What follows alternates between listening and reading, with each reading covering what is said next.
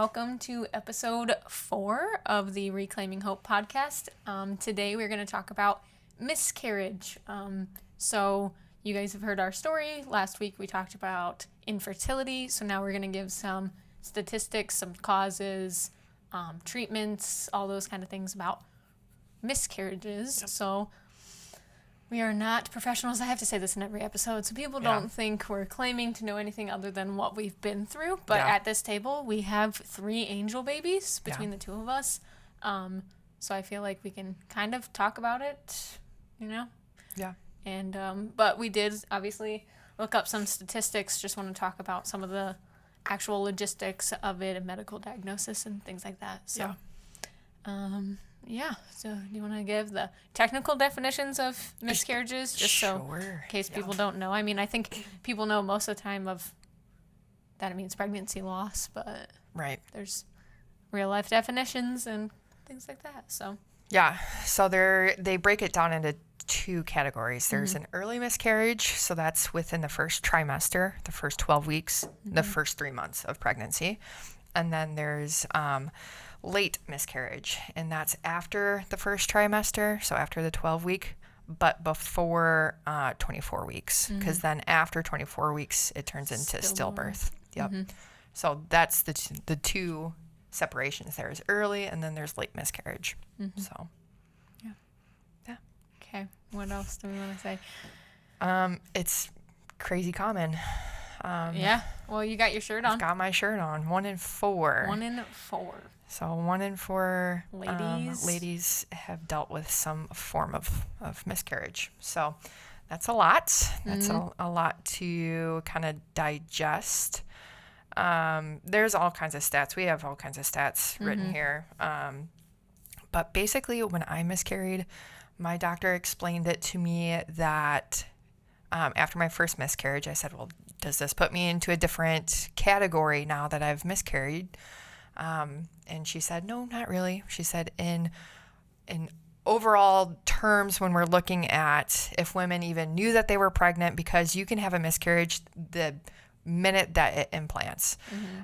So it can happen almost like immediately, but you know, so some women don't even know that they've had a miscarriage.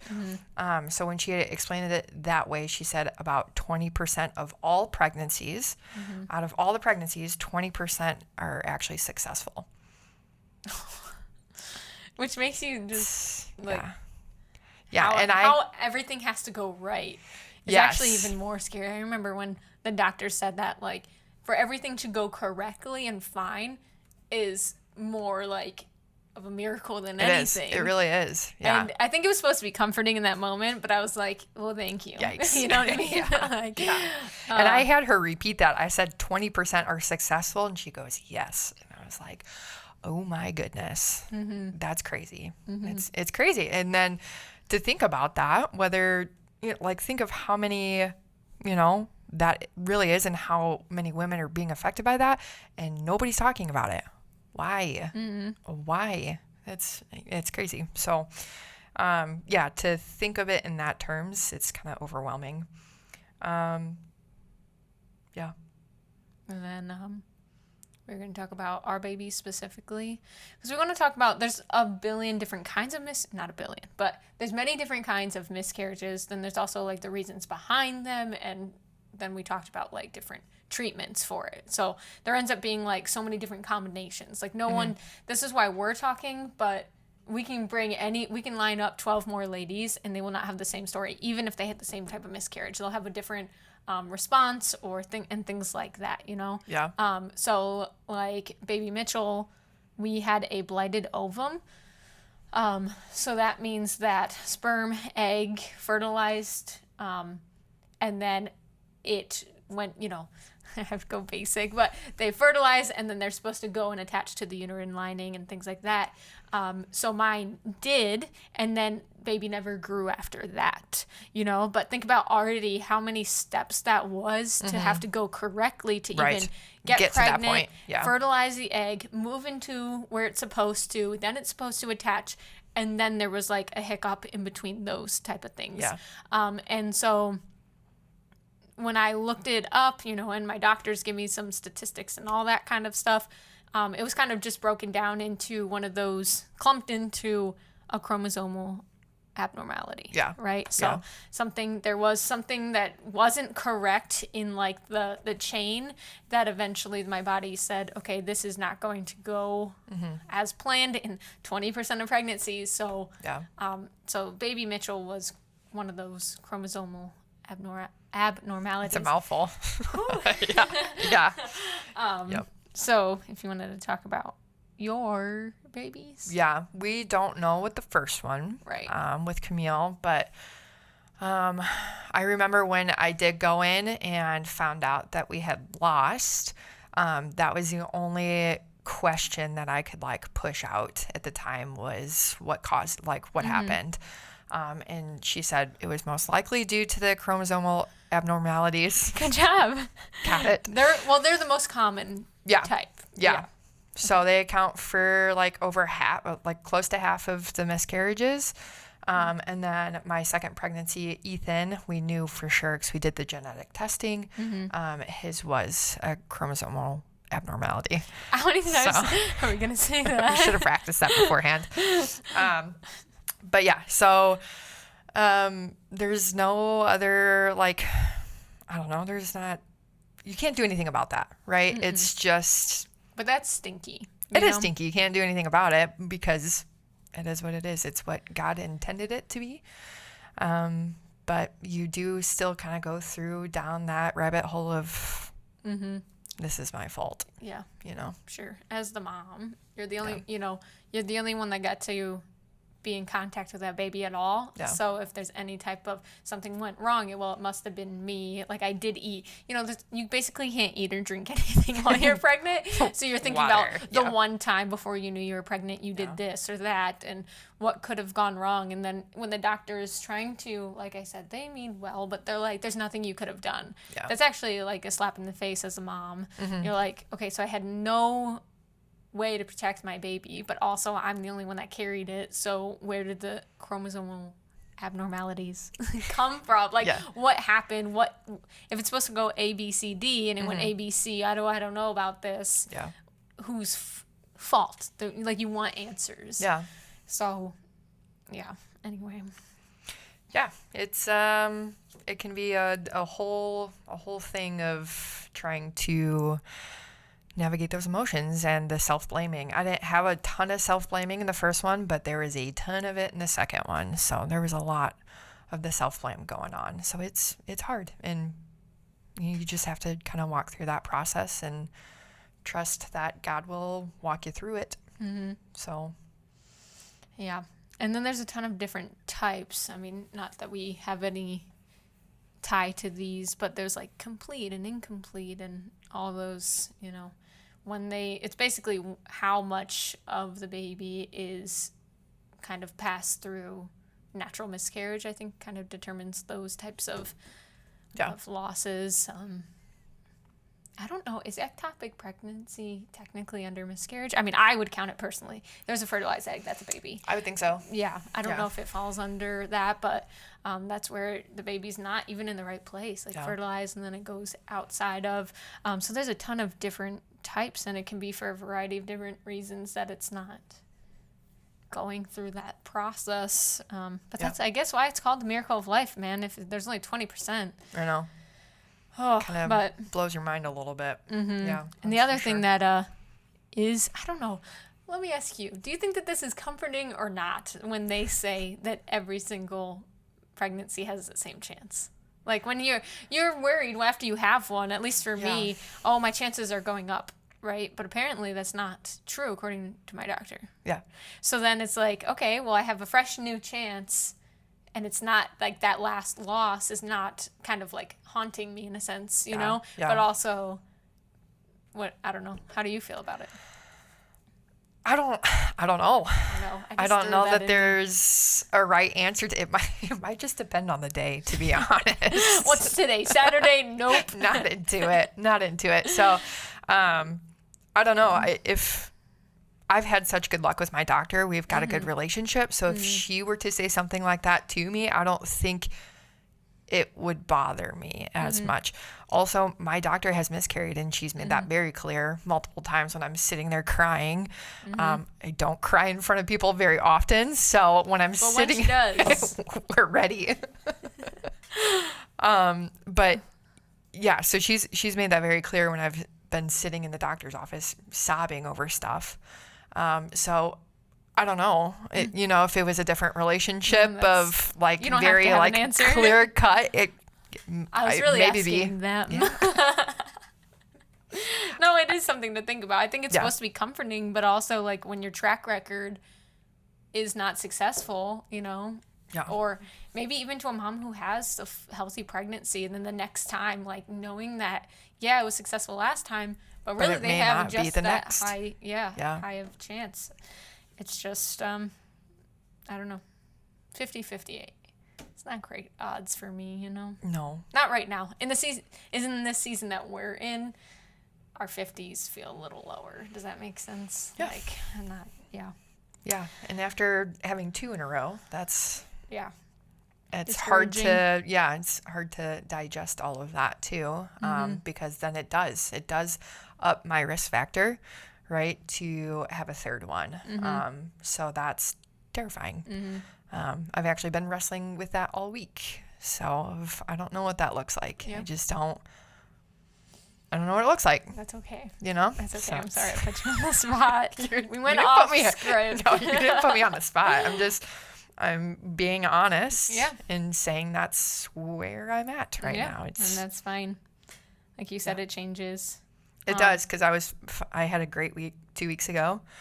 At this point, it's been a couple months, so but it's been different. It's been different this time. So yeah. And then in terms of like diagnosis, you can't really. So if you know you're pregnant, and then you start bleeding and there's cramping and things like that, most of the time people go to the doctor. There's like, you would go to the doctor, see what's wrong. But the people who don't know they're pregnant, there's some, especially in early. So for those of you who have been pregnant or maybe don't know, I don't know where everyone's at, but you can now test like 3 weeks pregnant. It's like a week before you're supposed to get your period. 5 days before you're supposed to get your period. Yeah. So that's super, super early. That's like 3 weeks pregnant, 4 weeks pregnant. Yeah. And so when you're trying, you're aware of that and you're taking it that early. So you can have a 6-week miscarriage and you would have already known you were pregnant for 2 weeks. Right. So when something goes wrong, if you're cramping, if you're bleeding, if things are happening, you would know it's because of your pregnancy. But if you're not trying, most people wait until, you're 2 weeks late. It's always in the movies. That's what they say. Like, I'm late. Yeah. 2 weeks late is 6 weeks. So they start bleeding and they're cramping. They just think, oh, my period was late. Oh, but it came. Yeah. Right? Yeah. Because you wouldn't have much. You would just kind of have a heavy period. That's what they say. Yeah. At that early, at least from what I've heard. But when you know you're pregnant, go to the doctor, ER, whatever's going on. They would usually do tests, blood work, ultrasounds, that kind of thing. But then if you go into all three, or all, where we found out at our ultrasounds. Yep. Yeah. So nothing like, oh, I'm cramping, I'm going to go to the ER. They're going to do blood work. They're going to check my pregnancy hormones, things like that, do an exam. We were both there for an ultrasound, and then we were told whether they weren't finding the heartbeat and things like that. Yeah. So you would most likely be told by a doctor if you knew you were pregnant. If you know that you're in that stage of life. With my second pregnancy, I knew something was going on. I was super crampy, so we started with the blood work to look at the pregnancy hormones, and then that was paired with an ultrasound. Yeah, same for me. So that they tend to pair those together, especially if they think that something's going on. So, yeah. And then treatment-wise, we kind of touched on these when we did our stories. Yeah, about how you would go about then if you knew you were pregnant. And there's a baby, tissues, all of the pregnancy sacs and all of that stuff still in you, then there's 3 main ways that you would be treated. And I think we've done them all too, right? Between the Yeah.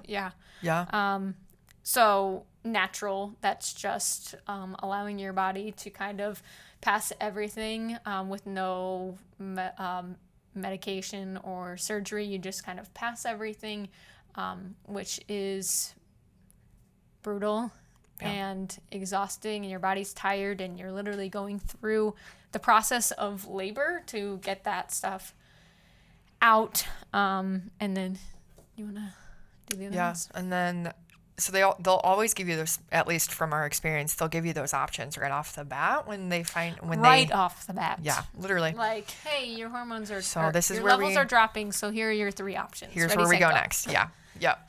So they always give you naturally, then the medication route, which was what we did the first time, and then you could go straight into a DNC. So those are the 3 options to treat the miscarriage. So we did the medication route the first time, and then first and second time we did the DNC because the medication did not work. And I think we have decided that we will do an entire episode of what those look like, what that really looks like. The misconception of, you see it, I mean, not frequently, but we've all seen it on TV of like, she's having a miscarriage and it's like over within 2 seconds and that's that. She goes about her day. But that process is absolutely brutal, physically, emotionally. So yeah, we've decided that we'll probably get into that for a whole episode, which might be a brutal one, but I think it's make it a little bit further. It's important to talk about. I said that in episode 2. I wasn't prepared for any of that. And even though my doctor is super great, she didn't go through that process of like, this is what it looks like. Yeah. It was awful. Yeah. It was awful. We can talk about it in that episode, but I think that they just don't want to scare you, so they give you enough vague responses. They're like, this is what you need to look for, and this and that, and this is what you're going to feel. But I would rather someone scare me and then be like underwhelmed than be like not by myself. Prepared by that at all, So yeah, we're talking about the overall of what that process looks like, but we'll get into that further in another episode because it's important to talk about. So yeah. Yes. Ooh. little nervous about that one. Just other topics that I think will also be their own episodes are just overall misconceptions about miscarriage. We kind of just tapped into one right now. What support looks like going forward afterwards. And then the physical and emotional impact that it has on you, which is that one's gonna stink for 2 people who are aware of themselves but also don't like to cry or deal with stuff going on. That's hard. We deal with it internally and with each other with the door shut, not with the cameras and the lights. So to fully just lay that out, I think it'll be good to be a full episode just so we can get into those specific things that have been thorns in our side, you know? Instead of just glossing over them and then people say, oh, that sounds hard, but we can tell you why, so yeah.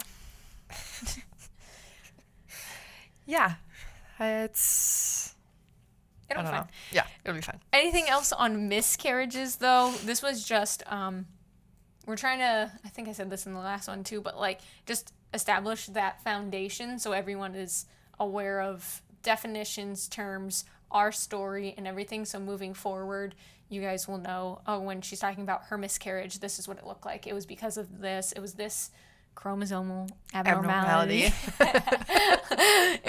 These are the things going on for us. And then, like I said, it'll be different for every lady that walks through this. So our goal is to have other mamas on this show on this podcast that we can talk to and say, hey, what was your experience? What was your loss?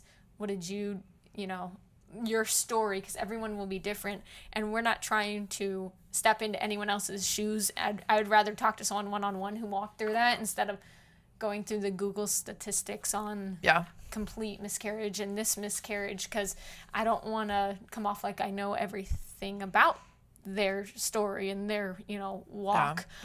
So we can talk about blighted ovums and triploidy and the fact that we are hope moms, but that's kind of where we're at there.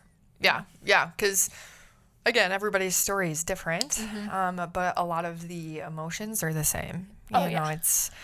I'm excited to get into them, honestly, because I feel like people are like, okay, you had a miscarriage, like, let's talk about it. I think these episodes are important to just, again, establish that foundation. Yeah. But when we start talking about our anxieties, the things that are not great to hear from our family, from our friends,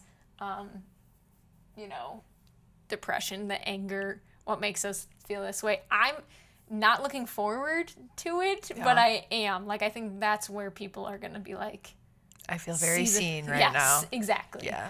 Yes. Yeah. So, anything else? I don't think so. Okay. Well, then what is your hopeful?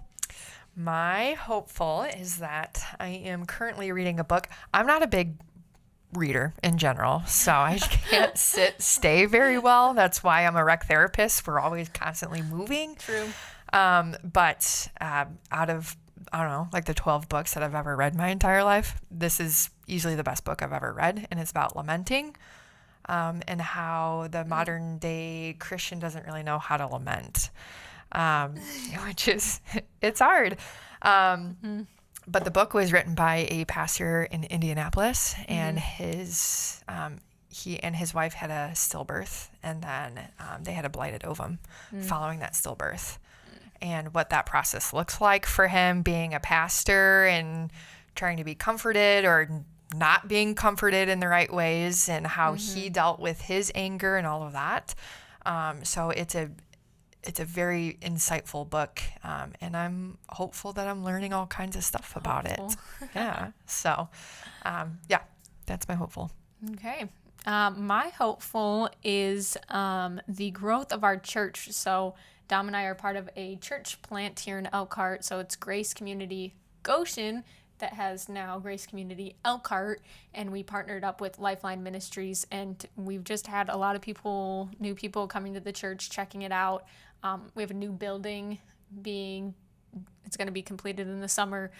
So I'm just excited for the growth of that church and what it could mean for Elkhart. And I also have a ton of ladies who have walked through miscarriages and loss and infertility through that church, and it's just crazy where God puts you in those moments. Because most people probably don't know this, but I moved to Elkhart and I didn't know anybody, and then shortly after, a year after, we had our miscarriage. But right before that, we started this church plant. So if we were going through this process alone or like COVID, isolation and things like that, it would have looked completely different. Yeah. So I'm just hopeful of my church family and that it keeps growing. So that's a good one. Thank you. Someone's listening right now and is like, I go to that church. Thank you. That's awesome. It is. God's always there. Yeah. Okay. Ready? Thanks for listening, guys. We'll see you next time.